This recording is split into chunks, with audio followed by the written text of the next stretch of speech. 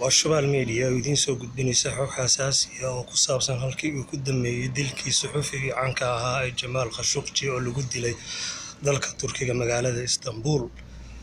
Jamaal Khashoggi oo ahaa muwaadin u dhashay waddanka Sacuudi Carabiya kuna noolaa sanadihii dambe dalka Mareykanka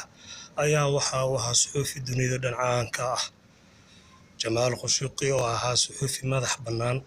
ayaa waxa uu yimid waddanka Turkiga isaga oo doonaya safaaradda Sacuudi Carabiya ama qunsuliyadda ku taalla Istanbul ee Sacuudigu leeyahay inuu ka qaato caddayn ah inay kala tageen haweeney Sacuudiya, isaga oo markaasi doonayay inuu ka guursado Turkiga gudihiisa gabar ay isjeclaayeen. Jamaal Khashoggi oo lagu dilay qunsuliyadda gudaheeda ee magaalada Istanbul ayaa waxa uu dhaliyay muran aad u xoog Turkiga dhexmara. Jamaal Khashoggi oo dilkiisii aan xataa hilibkiisii cad yarna laga arag, isaga oo la muujiyay in ama la caddeeyay in jirkiisii la googooyay kadibna lagu shubay acid, dilkaasoona ka dhacay gudaha safaaradda ama qunsuliyadda Sacuudigu uu ku leeyahay dalka Turkiga magaalada Istanbul. Jamaal Khashoggi oo ahaa suxuufi beri hore ay isugu dhawaayeen boqortooyada Sacuudi Carabiya ayaa waayadii dambe waxa uu dhaliili jiray xukunka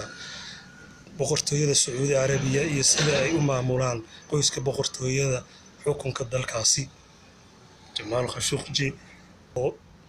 marar badan la sheegay inay Sacuudiga basaasiin u direen, hase ahaatee kiiskan oo ka dhacay Turkiga ayay waxay u arkeen jaanis fiican. Markii uu gudaha qunsuliyadda galay ayaa waxaa ku diyaarsanaa 15 nin oo ka yimi Sacuudi Carabiya, kuwaasoo ahaa niman sirdoon ah oo aad u tababaran, isuguna jiray saraakiil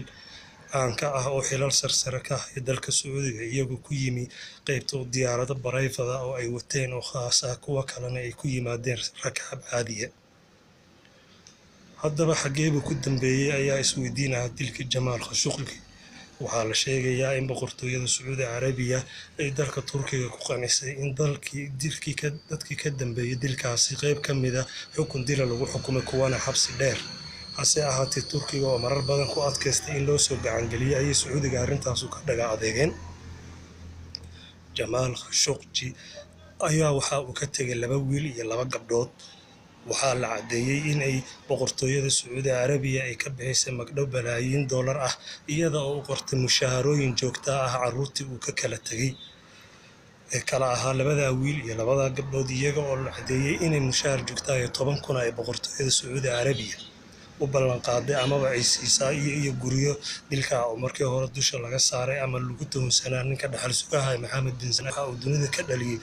mudaharaadyo fara badan oo aan kala go' lahayn, isagoo